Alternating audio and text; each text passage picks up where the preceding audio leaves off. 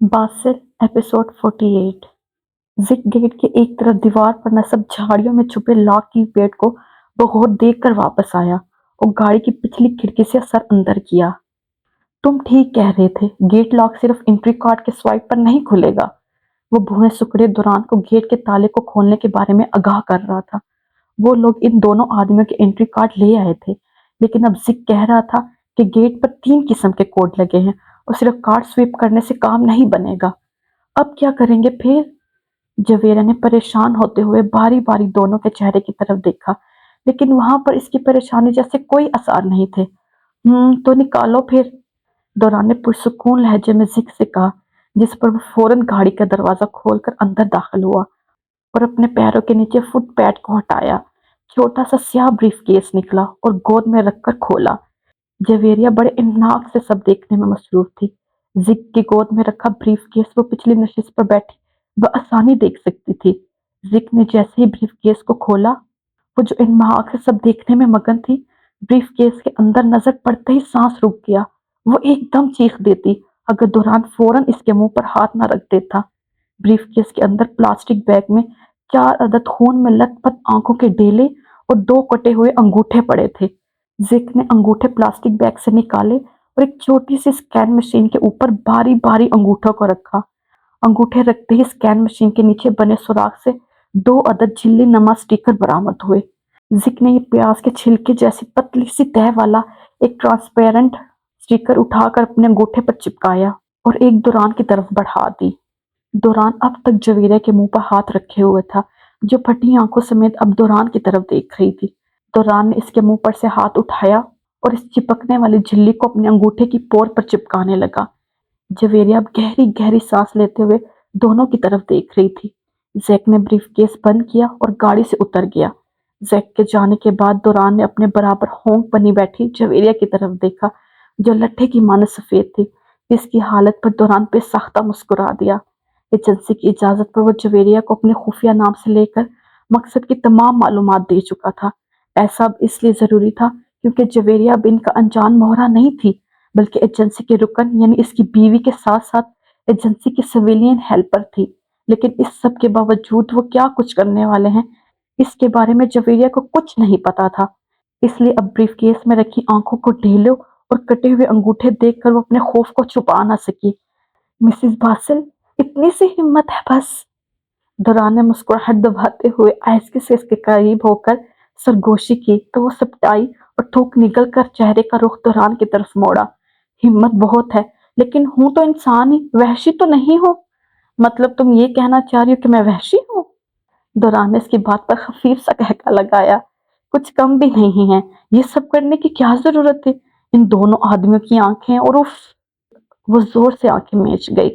अच्छा, तो क्या इन दोनों की आंखों और अंगूठों को लाने के बजाय इनकी पूरी पूरी लाश उठा लाते? दौरान अब भी मुस्कुरा रहा था। अब की बार वो कुछ नहीं कह सकी। गेट लॉक से लेकर अंदर मौजूद तमाम कोड डबल से ट्रिपल लॉक पर मुश्तमिल थे। थैम स्कैन, रेटिना स्कैन और कार्ड स्वीप। कार्ड तो वो साथ ले आए थे, लेकिन इसके रेटिना और थंब स्कैन के लिए जल्दी में यही करना पड़ा। वो अपनी दाहिनी आंख की पुतली पर इन दोनों आदमी का नकली रिटेना लेंस भी लगा चुके थे। वो अब भी सर को ब्रीफकेस के मंजर से झटक रही थी जब जिक ने वापस आकर ड्राइविंग नशिस्त संभाली। गाड़ी स्लाइड की तरह खुलते गेट के अंदर दाखिल हो रही थी। गेट के अंदर की दुनिया बाहर की वीराने से यकसर मुख्तलिफ थी, जहाँ अनगिनत असले से लेस आदमी घूम रहे थे। कतार दर कतार हजारों की तादाद में लगी गाड़ियों में इनकी अंदर दाखिल होती गाड़ी की तरफ कोई मतवजा नहीं था। परेशान मत होना, अभी हम तुमसे अलग हो जाएंगे, लेकिन हम यहीं पर हैं। हमारे सारे काम पूरे होने तक तुम्हें श्वेन को उलझाए रखना है। दौरान इसकी तरफ बिना देखे समझा रहा था। वो अखियों से गाड़ी के शीशों के पार जायजा लेने में मसरूफ था। मैं कैसे उलझाए रखूंगी इसे? दौरान, आपने मुझे कहा था आप यहाँ मेरे साथ होंगे। दौरान की बात पर वो घबरा गई। यहाँ दाखिल होने से पहले तक की हिम्मत और अब की हिम्मत में जमीन आसमान का फर्क आ चुका था। घबराओ मत, मैं साथ ही हूँगा, तुम्हें कुछ नहीं होगा। चलो उतरो अब। जवेरिया को उतरने का हुक्म देता वो खुद भी गाड़ी से नीचे उतरा। जिक ने पैसों से भरा ब्रीफकेस दौरान को थमाया। दौरान ने जवेरिया के बाजू को पकड़ा और आगे बढ़ने लगा। वो लोग अभी चंद कदम ही आगे बढ़े थे जब 2 स्याह फाम तेज तेज कदम उठाते हुए ان کی طرف بڑھے۔ ان کو ایسے بڑھتے دیکھ کر دوران نے اس کے بازو پر دباؤ ڈالے رکنے کو کہا۔ وہ اندر تک لرز گئی۔ ایک پل کو ایسا لگا جیسے وہ دوران کو پہچان گئے ہو۔ دونوں آدمی پاس آئے۔ ایک نے دوران کے ہاتھ سے بریف کیس پکڑا جبکہ دوسرے نے اس کا بازو کھینچا۔ وہ جھٹکا کھا کر آگے بڑھتی ہوئی بار بار پیچھے مڑ کر دیکھ رہی تھی۔ وہ لوگ اسے دوران سے الگ کر کے لے جا رہے تھے۔ دوران نے آہستگی سے آنکھوں کو بند کر کے کھولا۔ اشارہ تسلی دینے والا تھا۔ وہ نم ہوتی آنکھوں سے اس کی طرف دیکھ رہی تھی مگر لرزتے دل کی ہر دھڑکن اس کے لیے دعا گو تھی۔ بریوری ہلز کی اس اونچی عمارت کے پیچھے سورج آہستگی سے ڈوب رہا تھا۔ شام کے پھیلتے سائے مضافات میں ایک بھوجل پن پیدا کر رہے تھے۔ عمارتوں کی جلتی بتیاں اس شربتی سے منظر کو فسوں خزاں بنا رہی تھی۔ اسی عمارت کے فلیٹ میں دو نفوس اسے فسوں خزاں منظر کا حصہ لگ رہے تھے۔ اٹل کے فلیٹ کے لاؤنج میں لگے صوفوں پر اٹل اور جیسیکا آمنے سامنے بیٹھے تھے۔ ہلکے انگوری رنگ کی میکسی میں ملبوس وہ حسین چہرے والی دوشیزہ اس وقت متواتر آنکھوں اور سرخ ہوتی ناک سمیت اٹل کے سامنے بیٹھی تھی۔ اٹل پریشانی سے اس کی طرف دیکھ رہا تھا جو بار بار اپنے گال پر بہتے آنسو صاف کر رہی تھی۔ وہ آج پھر صبح ہوتے ہی اٹل کے فلیٹ پہنچ گئی تھی۔ سارا دن اٹل کی دیکھ بھال میں لگایا اور سر شام وہ اسے اپنی زندگی کی تلخیوں کے بارے میں بتاتے ہوئے بری طرح رو دی۔ بظاہر ہنستی کھیلتی جیسیکا اندر سے دکھوں اور اکیلے پن کا شکار لڑکی تھی۔ وہ جو دوران کی اجازت کے بنا اسے کچھ بھی نہ بتانے کا تہیہ کر چکا تھا اب اسے سب سچ بتا دینا چاہتا تھا۔ وہ اسے ہرگز اتنا بڑا دھوکہ نہیں دینا چاہتا تھا۔ وہ نہیں جانتا تھا کہ دوران کس صحیح وقت کے انتظار میں اس سے سب حقیقت چھپائے ہوئے تھا لیکن آج اس سے یہ سب برداشت نہیں ہو رہا تھا۔ جیسیکا مجھے تمہیں کچھ سچ بتانا ہے۔ اٹل کی آواز نے اچانک ماحول کی خاموشی میں خلل پیدا کیا۔ جیسیکا نے نم آنکھوں اور متواتر چہرے سمیت سوالیہ اس کی طرف دیکھا۔ وہ ہلکی گرے ٹی شرٹ اور نیلی جینس میں ملبوس بے چین سا لگ رہا تھا، ایسے جیسے کچھ کہنا چاہتا بھی ہے اور نہیں بھی۔ خاموشی کا دورانیہ طویل ہو رہا تھا اور اٹل اب چپ تھا لیکن جیسے ہی اس نے لب کھولے وہ سرارے سے اس سے کچھ کہنے سے پہلے ہی گویا ہوا۔ دیکھو جیسیکا تم جو سب کچھ سمجھ رہی ہو ویسا کچھ بھی نہیں ہے۔ رک رک کر الفاظ ادا کرتا وہ الجھا ہوا تھا اور سامنے بیٹھی جیسیکا سے نظریں چرا رہا تھا کیونکہ اس کی آنکھوں میں اپنے لیے جلتے دیے وہ دیکھ چکا تھا۔ وہ اس مختصر عرصے میں اس کے لیے بے پناہ جذبات پنپ چکی تھی۔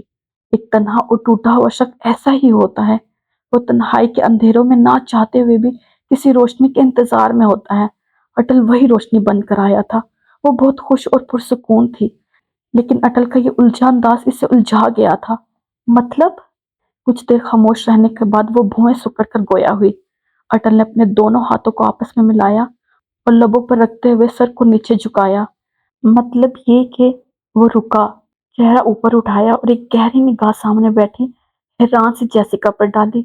نہیں میں اسے مزید دھوکے میں نہیں رکھ سکتا ہوں جیسیکا، میں نہ تو تمہیں وہ پیسے بھیجتا تھا اور نہ ہی میں تمہارا کوئی خفیہ چاہنے والا ہوں۔ ایک ہی سانس میں وہ ٹھا ٹھا اس پر بم پھوڑ چکا تھا۔ وہ دنگ ہوئی، چھوٹی آنکھوں کے اندر کی پتلیاں پھیل گئیں۔ دیکھو تمہیں پیسے میں نہیں میرا باس بھیجتا تھا، فلم سٹار دورانگ، وہی وہ اصل شخص ہے جو تمہیں پیسے بھیجتا تھا۔ کیا؟ اب کی بار وہ پھیکی سی آواز میں کہتی ہوئی اور زیادہ پریشان لگ رہی تھی، چہرے پر بے یقینی تھی۔ دوران کو کون نہیں جانتا تھا؟ اسے تو اس بات پر بے انتہا خوشی تھی کہ اس سے محبت کرنے والا لڑکا کوئی معمولی انسان نہیں ہے بلکہ ایک بہت بڑے فلم سٹار کا پی اے ہے۔ لیکن یہ انکشاف تو اس کے ہوش اڑا گیا تھا کہ اسے بھیجنے والا اٹل نہیں بلکہ وہ خود ہے۔ ہاں یہ سچ ہے اور حقیقت تمہاری سمجھی جانے والی حقیقت سے بالکل مختلف ہے۔ وہ کوئی تمہارا خفیہ چاہنے والا نہیں ہے۔ وہ اب بھی ساکن بیٹھی تھی، ہم تن گوش، حیرت سے اٹل کی طرف دیکھتی ہوئی۔ اٹل نے ایک سیکنڈ کے توقف کے بعد پھر سے بات شروع کی۔ بلکہ وہ یہ پیسے تمہیں تمہاری ماں کی وجہ سے بھیجتا ہے۔ ماں کی وجہ سے؟ اور وہ چپ نہیں رہ سکی تھی، متحیر لہجہ اور پھٹی آنکھیں۔ اس کی حیرت اب انتہا کو چھونے لگی تھی۔ ہاں تمہاری ماں کی وجہ سے۔ دراصل کنزا پاکر یعنی تمہاری ماں اس کی بھی ماں ہے۔ دورانگ تمہارا سوتیلا بھائی ہے۔ سامنے بیٹھی جیسیکا کے چہرے پر موجود تاثرات بالکل ایسے تھے جیسے اس خبر کے ملتے ہی کسی کے بھی ہو سکتے تھے۔ رات کا اندھیرا پھیلتے ہی اس بھیانک کھنڈر میں جیسے دن چڑھ آیا تھا۔ عمارت باہر سے جتنی بھیانک اور ویران لگ رہی تھی اندر ایک روشن چمکتی دمکتی اریانی شباب شرب اور منشیات کے نشے میں بے ہنگم ہوئے لوگوں سے آباد تھی۔ رات ہوتے ہی یہاں سے سیکس ورک کی روانگی کی تیاری اور شراب کا دورہ چل نکلا تھا۔ تقریباً گاڑیاں اور سیکس ورکر وہاں موجود شوین کے آدمیوں کے ہمراہ شہر کے لیے روانہ ہو چکی تھی۔ باقی بچے کچھ لوگوں کو بے آواز انجیکٹ مشین گن سے آہستہ آہستہ ختم کرتے ہوئے وہ دونوں اب مین ہال تک پہنچ چکے تھے۔ وہ دونوں انہی کے آدمیوں کے بھیس میں تھے، اس لیے کسی کو ان پر شک نہیں گزرا تھا۔ وہ جیسے جیسے آگے بڑھ رہے تھے وہاں کے آدمیوں کے کارڈ اور کوڈ لے کر آگے جا رہے تھے۔ اب وہ جس جگہ پہنچے تھے یہاں شوین کے بہت خاص آدمی ان کی سیکس ورکرز ہی جا سکتی تھی۔ دوران اور زک نے اندر داخل ہوتے ہی مین ہال کے کوڈ کو بدل دیا تھا تاکہ باہر کے لوگ اب اندر نہ آ سکیں۔ دوران کا اشارہ ملتے ہی زک نے پام ٹاک کو ہتھیلی پر کھولا اور اس پر انگلیاں چلائیں۔ وہ ہر کیمرے کے پیچھے ایک دن کے بہت سے کلپ کاپی کر چکا تھا۔ اب کیمروں میں اب کی ویڈیو کی جگہ کل والے کلپ چلانا تھے۔ زک نے کچھ دیر انگلیاں چلائیں اور پھر انٹری کو دبایا۔ بینک روم میں لگے کیمروں کو پچھلے دن کے کلپ میں تبدیل کرنے کے بعد زک نے دوران کو ہاتھ سے اوکے کا اشارہ کیا۔ زک کا اشارہ ملتے ہی اب دونوں کے ایک دوسرے سے الگ ہو جانا تھا۔ اب وہ دونوں مخالف سمت میں مڑ گئے تھے۔ سیاہ فام اس کا بازو تھامے تیز تیز چلتا آگے بڑھ رہا تھا۔ صبح سے ایک کمرے میں بند رکھنے کے بعد اب اسے نکالا گیا تھا اور شوین کے پاس لے جایا جا رہا تھا۔ وہ آنکھیں پھاڑ پھاڑ کر ارد گرد دیکھ رہی تھی کہ شاید اسے کہیں دوران نظر آ جائے، لیکن وہ کہیں نہیں تھا۔ چند منٹ راہداری میں چلنے کے بعد وہ شوین کے آفس نما کمرے میں اس کے سامنے کھڑی تھی۔ شوین نے اس کی طرف دیکھا اور ہاتھ سے پاس کھڑے آدمی کو کمرے سے باہر جانے کا اشارہ کیا۔ وہ اپنی جگہ سے اٹھا اور خباثت سے تھوڑی پر ہاتھ پھیرتا ہوا اس تک آیا۔ ایلیکس کو تو خوش کیا ہے تم نے، اب میری باری ہے۔ جویریہ کے پاس آ کر بدبو کے بھٹکے اڑاتا وہ اس وقت نشے میں دھت تھا۔ وہ جو شوین کے پاس آنے پر گھبرا گئی تھی، اچانک کانوں میں آتی دوران کی آواز پر سانس بحال ہوئی۔ جویریہ، اس کو اس آفس سے باہر لے جانا ہے کسی بھی طریقے سے، صرف 3 منٹ ہے تمہارے پاس۔ دوران اسے شوین کو آفس سے باہر لے جانے کا کہہ رہا تھا۔ اسے اس وقت کچھ نہیں سوچا تو فوراً زبردستی مسکرا دی۔ شوین جو اس کی اکڑ کو ختم کرنے کے لیے اسے ہراساں کرتا ہوا آگے بڑھ رہا تھا، اس کی مسکراہٹ پر حیرت سے آنکھیں کھول کر ساکن ہوا۔ یہ کیا دیکھا میں نے؟ سر کو جھٹکنے کی اداکاری کرتا وہ بحیرت سے استفسار کر رہا تھا۔ تم مسکرائی؟ ہاں تم مسکرائی تھی ابھی۔ حیرت سے بھویں سکڑے اس نے پھر سے جویریہ سے پوچھا۔ جویریہ نے آہستگی سے لبوں کے پٹوں کو پھر سے مسکراہٹ کی شکل میں کھینچا۔ وہ پاگلوں کی طرح جھوم اٹھا اور بلند و بانگ کہہ کے لگانے لگا، بس یہ تھی تمہاری اکڑ، تمہارے وہ تیور، ایک ہی رات میں سب ختم، حیرت ہے۔ وہ لگاتار کہہ کے لگا رہا تھا اور پھر ایک دم سے وہ بے خود ہو کر قریب ہوا تو جویریہ نے فوراً اس کے اور اپنے بیچ ہاتھ حائل کیا۔ جاری۔ رک جائے رک جائے رک جائے، آپ نے اس ویڈیو کو لائک کیا؟ نہیں کیا نا؟ تو پلیز لائک کر دے، اور چینل کو سبسکرائب کیا؟ وہ بھی نہیں کیا ہوگا یقیناً، تو وہ بھی کر دے پلیز۔ اور اینڈ پہ کمنٹ کیا آپ نے؟ نظر آ رہا ہے آپ نے کمنٹ نہیں کیا، تو وہ بھی کریں تاکہ پتہ چلے یہ ویڈیو کہاں سے دیکھی جا رہی ہے۔ ٹیک کیئر، اوکے، اللہ حافظ، take care, tata, bye bye.